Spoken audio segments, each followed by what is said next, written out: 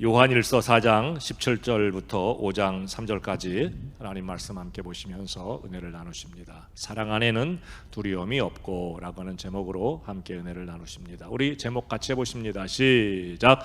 사랑 안에는 두려움이 없고. 다시 한번 시작. 사랑 안에는 두려움이 없고. 지난 수요일에는 우리 하나님은 사랑이시다라고 하는 이 말씀을 함께 보면서 은혜를 나누게 됐습니다. 하나님은 사랑이시다라고 말하게 되는 이유가 뭐라고 그랬죠?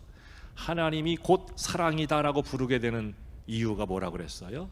지난 수요일에 우리가 이것과 연관된 말씀을 함께 보게 됐는데, 하나님은 사랑이시다라고 부르게 되는 이유가 하나님께서 죄로 말미암아 죽을 수밖에 없는 우리를 구원해서 하나님의 자녀 만들어 주시려고 독생자를 이 세상에 보내시고, 그 독생자 예수님이 우리의 죄를 대신해서 십자가에 못 박혀 돌아가시는 희생의 제물이 되게 하셨기 때문이다. 그러니까 죄로 말미암아 형벌을 받을 사람, 죄값을 치러야 될 사람은 나 자신인데, 그런데 내 죄를 대신해서 하나님께서 독생자 예수님을 보내시고 그 예수님이 내 죄값을 대신 치르게 하셨다. 그래서 하나님은 뭐라고요? 사랑이시다라고 얘기를 할 수가 있는 것입니다. 그래서 이 하나님은 곧 사랑이다라고 하는 것을 성경은 이 요한일서에서는 이렇게 강조해서 얘기하고 있는 것뿐만이 아니라, 하나님이 이렇게 우리를 사랑하셨는데 그러니 너희도 나를 사랑해야 한다라고 이렇게 하나님께서 하나님을 사랑해야 된다라고 강요하시거나 강조하지 않습니다. 그 대신에 내가 너희를 이렇게 사랑했으니 누구를 사랑하라고 말하는 걸까요? 내 형제를 이렇게 사랑해야 한다. 하나님께서 내가 너희를 이렇게 사랑했으니까 너희도 나를 이렇게 사랑해야지, 그렇게 말씀하시는 게 아니라 내가 너희를 이렇게 사랑한 것처럼 너희도 어떻게 해라? 서로 사랑하고 형제를 사랑하도록 해라, 이렇게 말씀하시게 되었다는 것입니다. 그러면서 아주 단호하게 말씀하시는데 뭐라고 말씀하시느냐 하면, 사랑 안에 거하는 자는 하나님 안에 거하고 하나님도 그의 안에 거하시느니라, 이렇게 말씀합니다. 여러분, 다시 말해서 우리가 이 사랑을 깨닫고 사랑 안에 행하는 자는 내가 하나님을 모시고 있는 것이지만, 내가 사랑이 없다면, 예수님 믿는다고 해도 사랑이 없다고 한다면, 내 안에 사랑이 없어졌다고 한다면 미안하지만 내 안에 누가 안 계시는 거라고요? 하나님이 안 계시는 것이다 라고 하는 아주 이 무섭고도 두려운 말씀을 우리에게 주고 계십니다. 그러면서 어떻게 사랑하라고 말씀하셨죠? 말과 혀로만 사랑하게 되는 것이 아니라 어떻게 해요?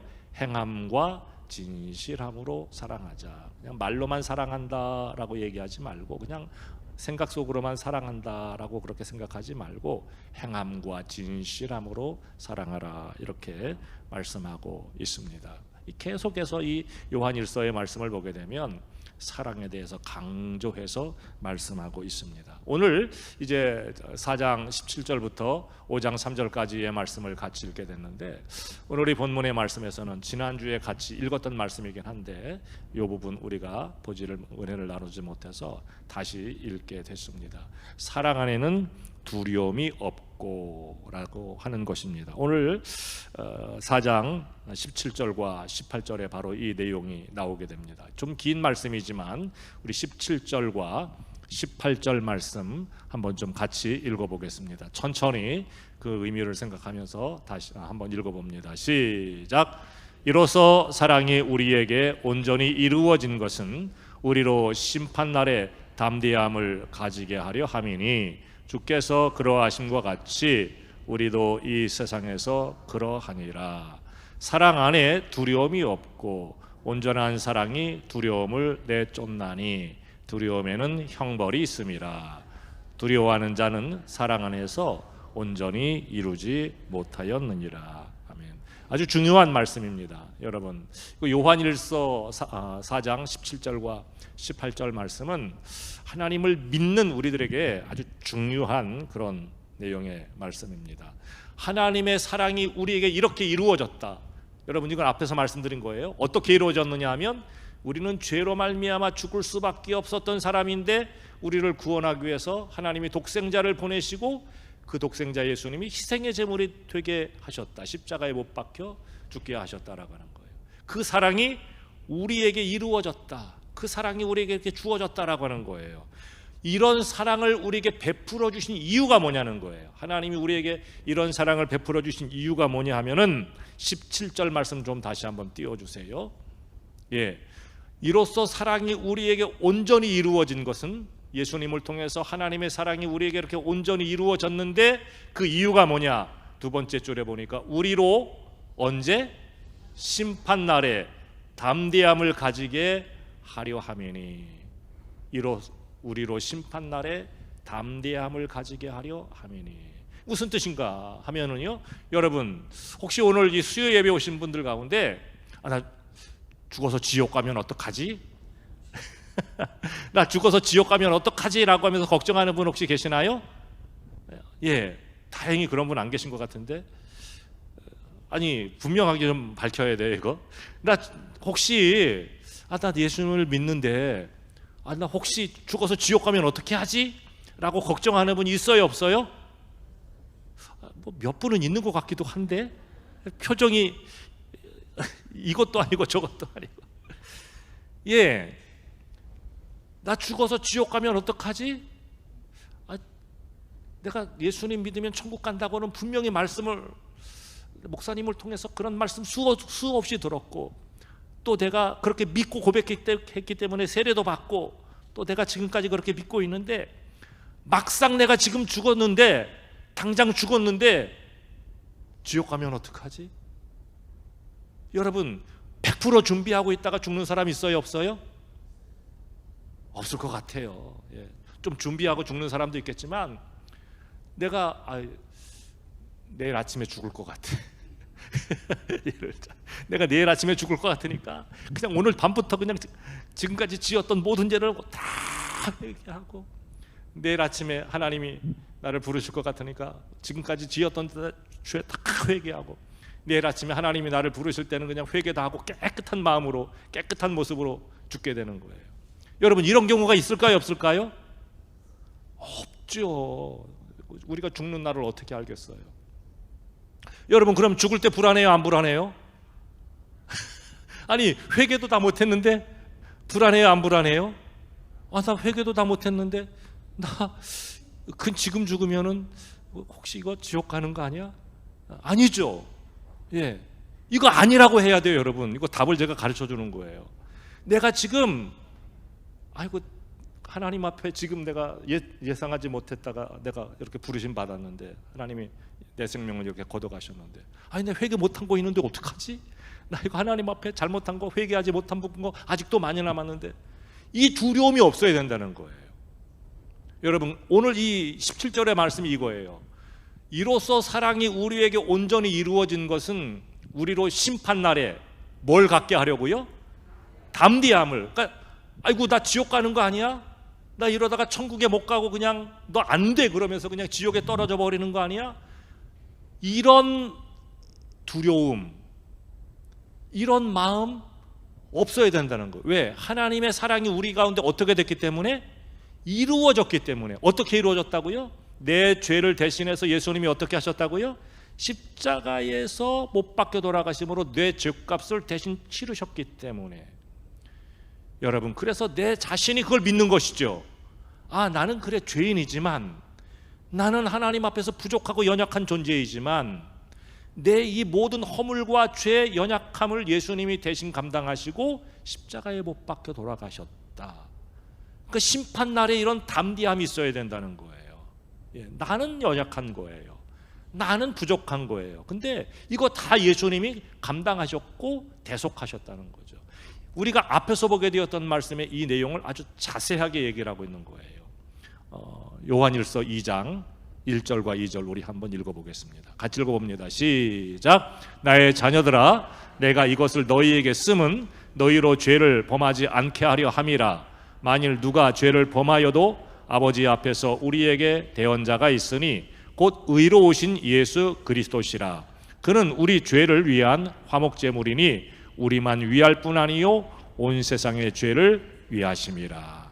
예, 우리가 죄를 만일 누가 죄를 범하였어도, 두 번째 줄 끝부분부터 아버지 앞에서 우리에게 뭐가 있다고요?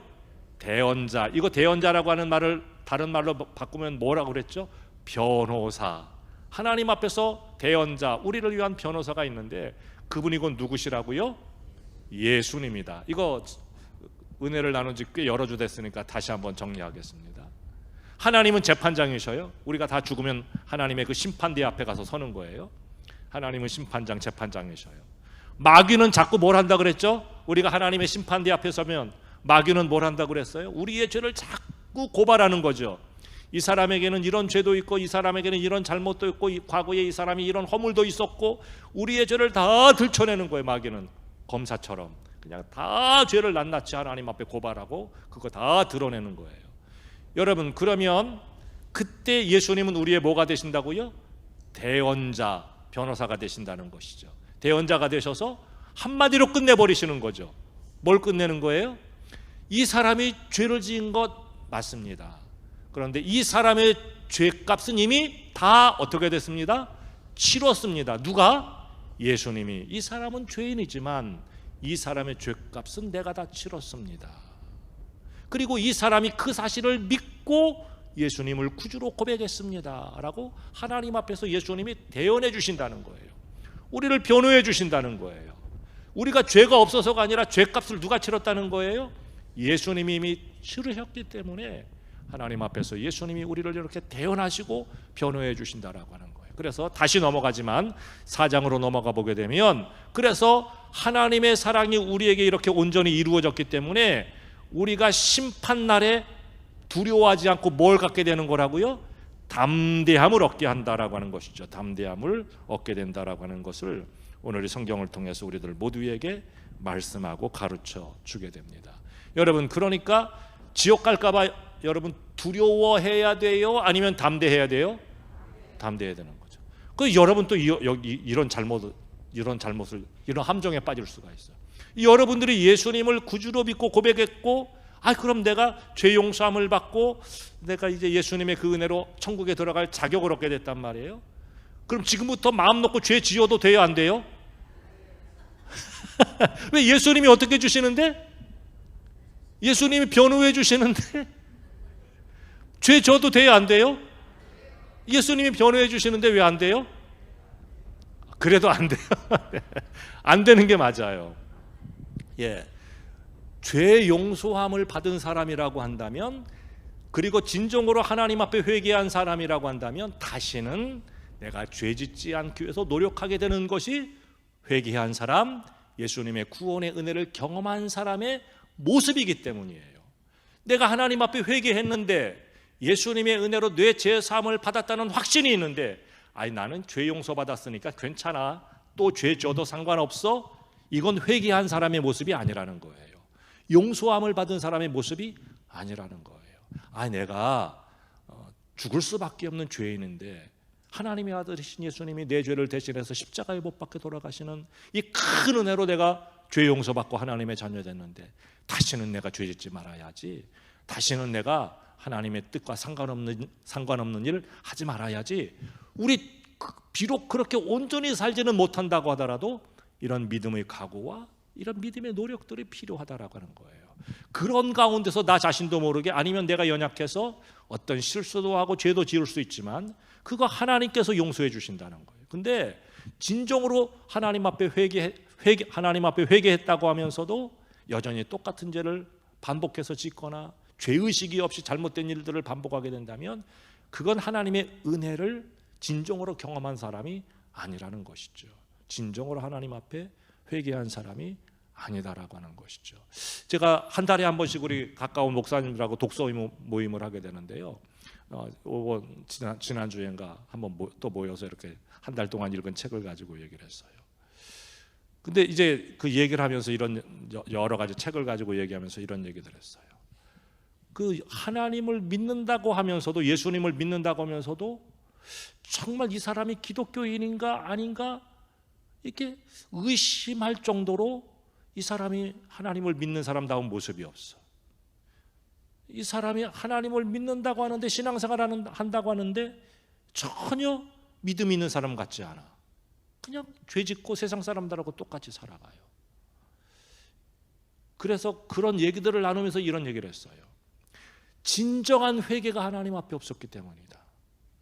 만약에 예수님을 믿으면서 진정으로 하나님 앞에, 하나님, 내가 죄인이라는 것을 깨닫고 진정으로 하나님 앞에 회개한 적이 있다고 한다면, 그 하나님의 은혜와 회개한 그것 때문에 비록 지금 내가 어떤 실수를 하고 죄를 지을 수는 있을지 모르지만 내가 다시 과거의 그 모습으로 돌아갈 수는 없다라고 하는 것이죠.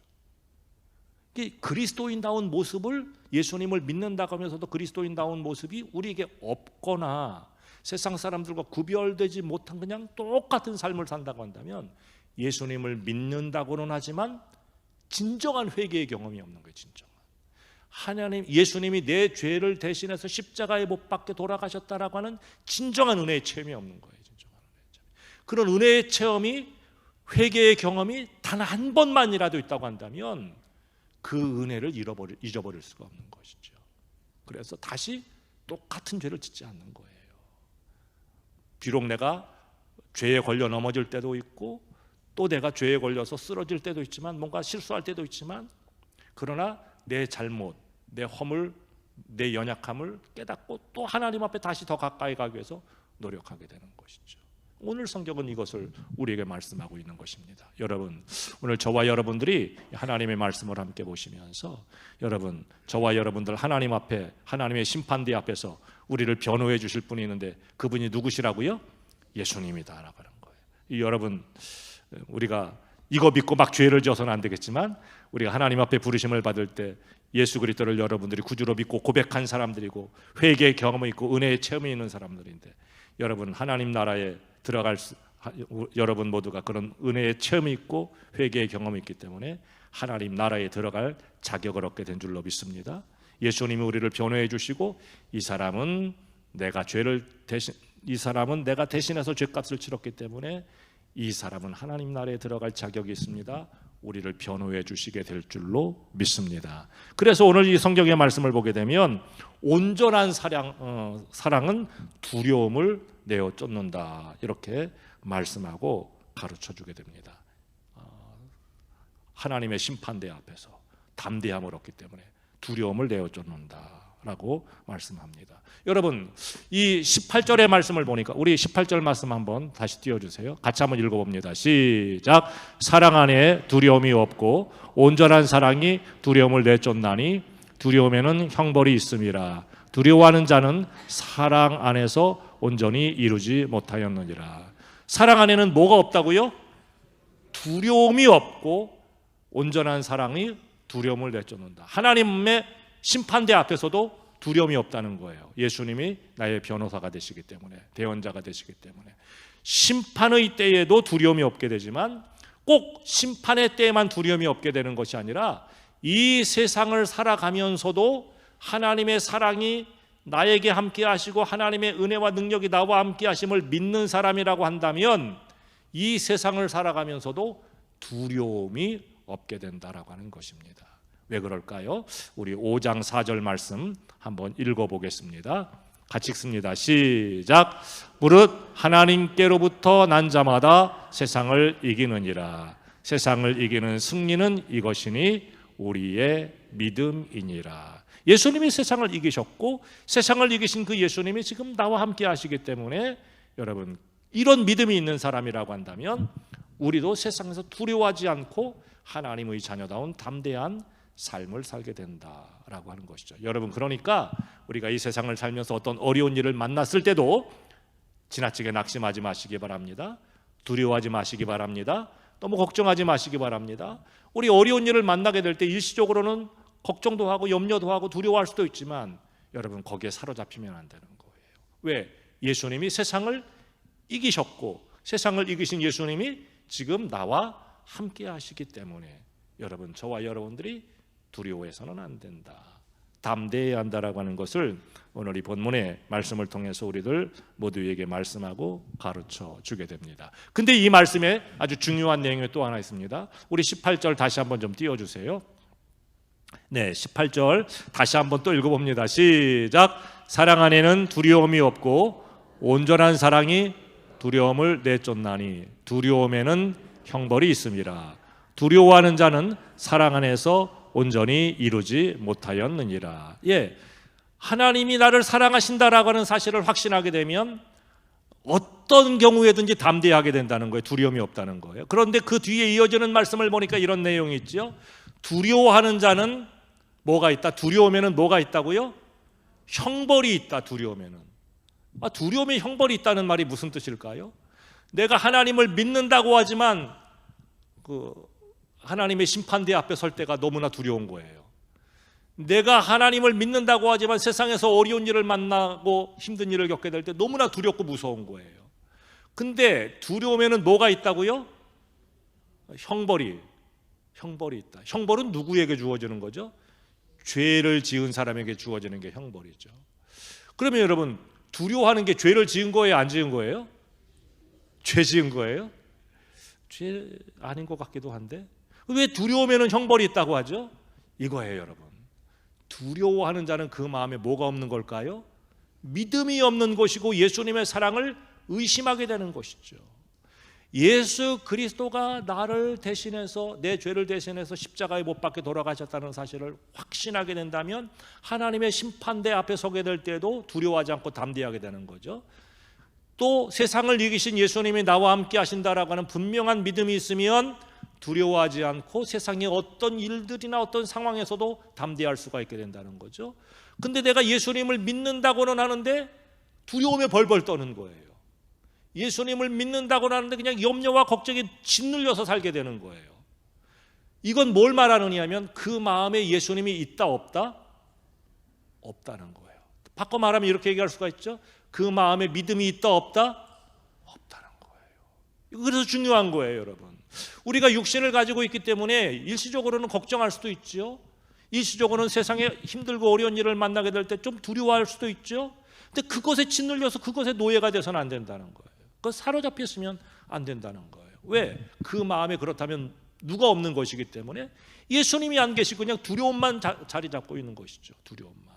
마귀가 그 마음을 우리에게 그거 심어줘서. 예. 우리가 걱정과 두려움과 염려에 사로잡히면 우리 가운데 믿음은 온데간데 없이 사라져버리고 그냥 걱정하고 염려하고 두려워하는 마음만 우리 가운데 가득하게 된 것이죠.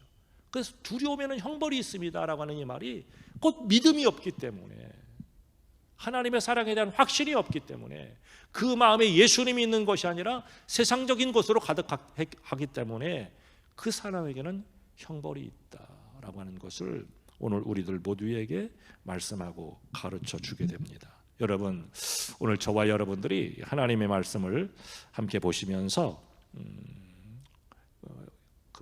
예수 그리스도가 나를 위한 변호사가 되시는 것뿐만이 아니라 세상을 이기신 예수님이 내 안에 함께 계시고 내 삶을 주관하시고 지키시며 인도하신다는 이 사실을 기억하시면서 날마다 담대하게 염려하거나 두려워하지 않고 이 믿음 안에서 살아갈 수 있는 그런 저와 여러분들이 다 되시기를 주의 이름으로 축복합니다.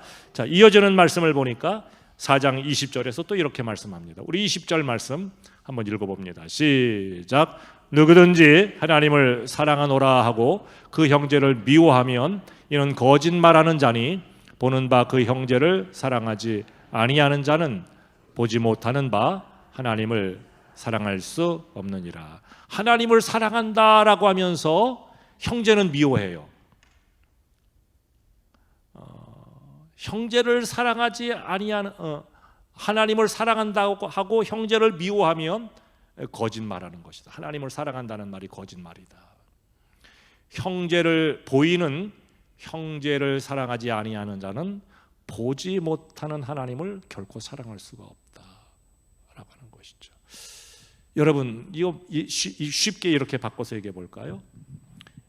눈에 보이는 뭔가 분명한 것이 있어요. 여기 이렇게 눈에 보이는, 이 눈에 보이는 것조차 믿지 못한다고 한다면 눈에 보이지 않는 것을 믿을 수 있을까요? 없을까요? 없죠. 눈에 보이는 것조차 믿지 못하는 사람이라고 한다면 눈에 보이지 않는 것은 믿을 수가 없는 것이죠. 똑같은 말이죠.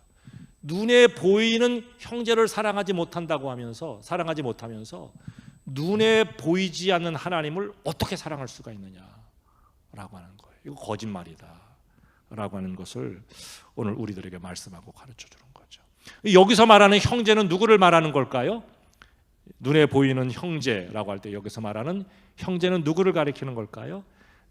그냥 내 부모에게서 같이 태어난 형제가 아니라 여기서 말하는 형제는 같이 하나님을 믿는 믿음의 식구들, 성도를 가리키는 말이에요. 성경에서 말할 때 형제는 그냥 피를 나는 한 부모 밑에서 태어난 그런 형제 자매가 아니라 성경에서 말하는 형제는 함께 예수님을 믿는 성도들을 가리키는 것이 형제 자매라고 하는 거예요. 여기서 말하는 이 형제를 이렇게 바꿔서 얘기해 봅시다. 눈에 보이는 성도를 사랑하지 못하면서 눈에 보이지 않는 하나님을 사랑한다고 한다면 그거 뭐라고 그랬어요? 오늘 성경의 말씀을 보니까 거짓말하는 것이다. 거짓말. 눈에 보이는 사람조차도 사랑하지 못하면서 어떻게 눈에 보이지 않는 하나님 사랑한다고 하느냐라고 하는 것을 오늘 20절에서 우리들 모두에게 말씀하고 가르쳐 주게 됩니다.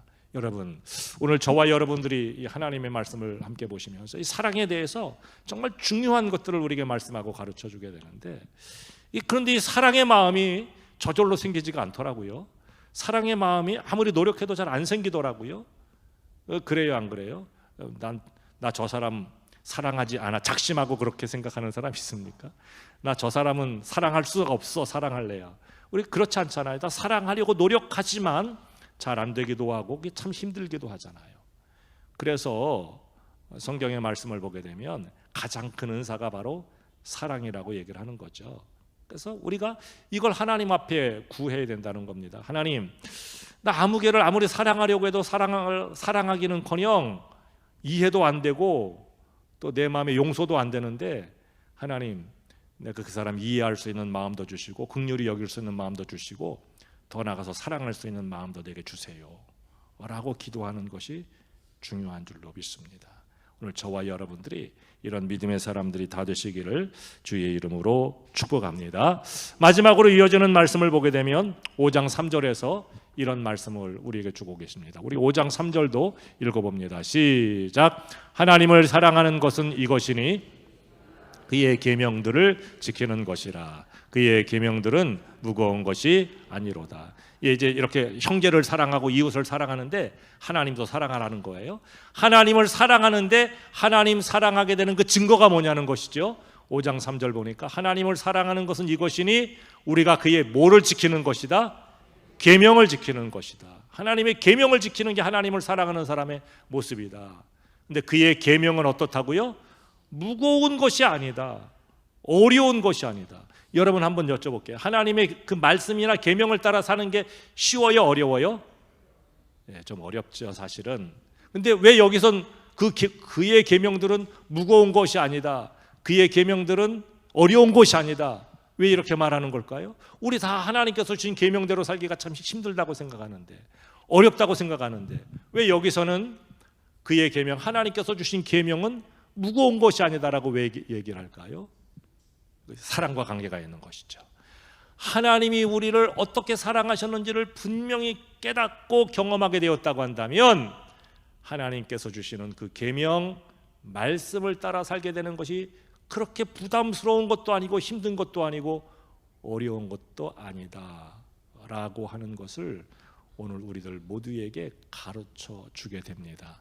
여러분, 사랑하는 사람이 나에게 뭔가를 말하게 되었을 때 직접 말하지 않았어도요, 사랑하는 사람이 지나가듯이 말해도 그거는 내가 늘 기억하고 있다가 그 사랑하는 사람에게 뭔가를 사주기도 하고 그 사람이 원하는 것들을 해주기도 하잖아요. 여러분, 그래요, 안 그래요? 그래요, 안 그래요? 그렇잖아요. 잘 생각해 보세요. 그렇죠.